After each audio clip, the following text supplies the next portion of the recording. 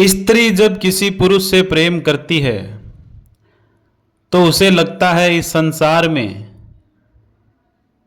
या तो वो रहती है या वो पुरुष रहता है जिससे वो प्रेम करती है। बस वो दो ही जने रहते हैं इस संसार में, बाकी और कोई मनुष्य नहीं रहता है।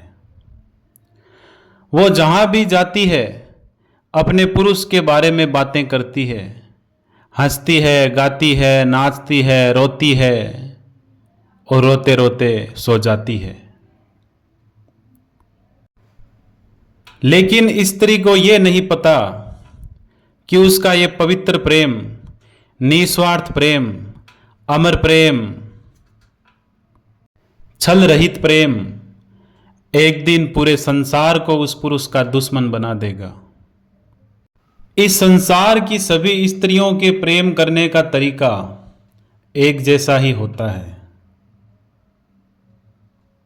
स्त्रियां जब पुरुष से प्रेम करती है तो वो प्रेम में सर्वप्रथम उस पुरुष की बेटी बनकर प्रेम करती है, फिर उसकी बहन के जैसा प्रेम करती है, फिर उसकी प्रेमिका के जैसा प्रेम करती है, फिर उसकी पत्नी के जैसा प्रेम करती है, फिर उसे मां की तरह प्रेम करती है, फिर उसे वो अगले जन्म में प्रेम करती है। महान होती है वो स्त्रियां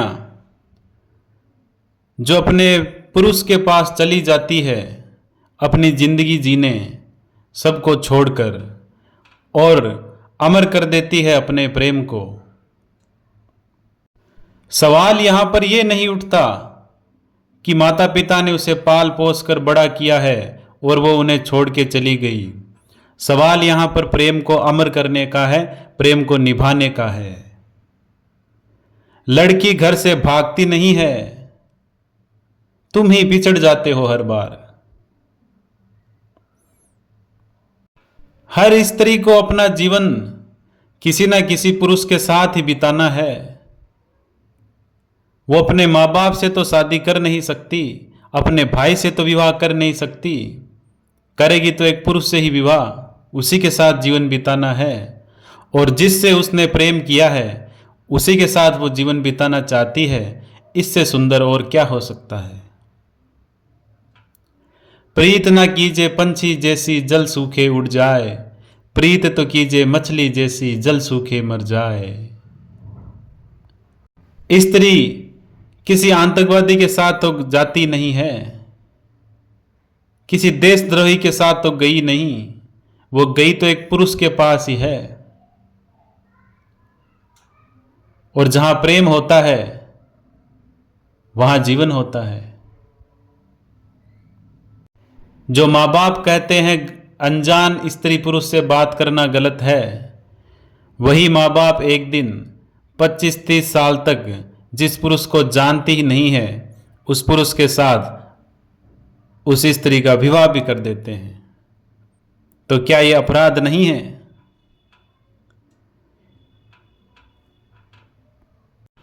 इस संसार में प्राकृतिक कुछ बचा है तो वो स्त्री का प्रेम ही बचा है, बाकी सब कृत्रिम हो चुका है। और जिस पुरुष के जीवन में स्त्री आई है वो पुरुष प्राकृतिक रहा है, बाकी सब पुरुष कृत्रिम हो गए हैं। स्त्रियों को यह जान लेना चाहिए कि 16 सोमवार के व्रत करने से या किन्हीं कठपुतलियों को गोद में लेकर घूमने से, नाचने से, गाने से, पूजने से तुम्हें तुम्हारा मनपसंद पुरुष नहीं मिलेगा। भारत का संविधान और कानून ही तुम्हें तुम्हारा मनपसंद पुरुष चुनने का अधिकार देता है।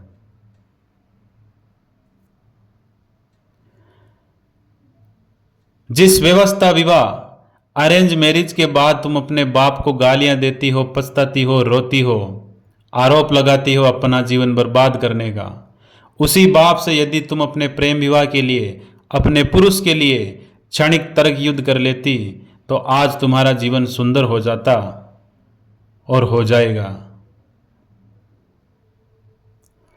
हिम्मत वाली प्रेमिकाएं पत्नियां बन जाती है, बाकी सब कहानियां बन जाती है। हिम्मत की कीमत है।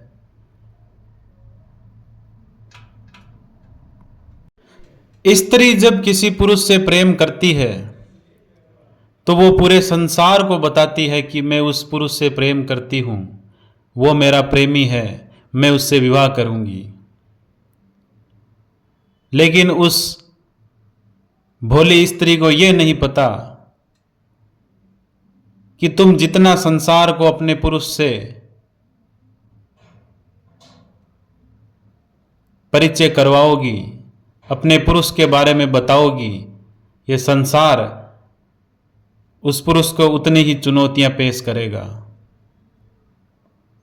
उस पुरुष का जीवन चुनौती बन जाएगा, उस पुरुष का शरीर चुनौती बन जाएगा, उस पुरुष का ज्ञान चुनौती बन जाएगा, उस पुरुष के गुण चुनौती बन जाएंगे।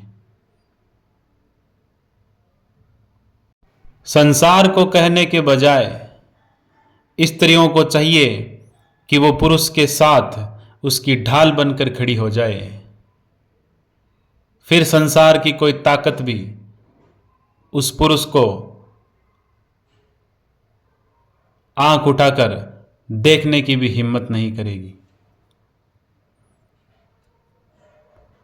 संसार का सिद्धांत है, संसार हर सुंदर वस्तु को, सुंदर भावना को, सुंदर अनुभूति को बर्बाद कर देता है।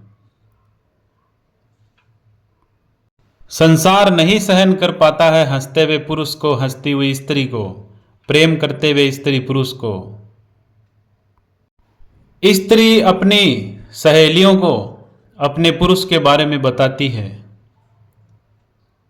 और सभी स्त्रियां उस स्त्री को सौभाग्यशाली कहती है कि हाय, काश कोई ऐसा पुरुष होता जो हमें भी इतना प्रेम करता।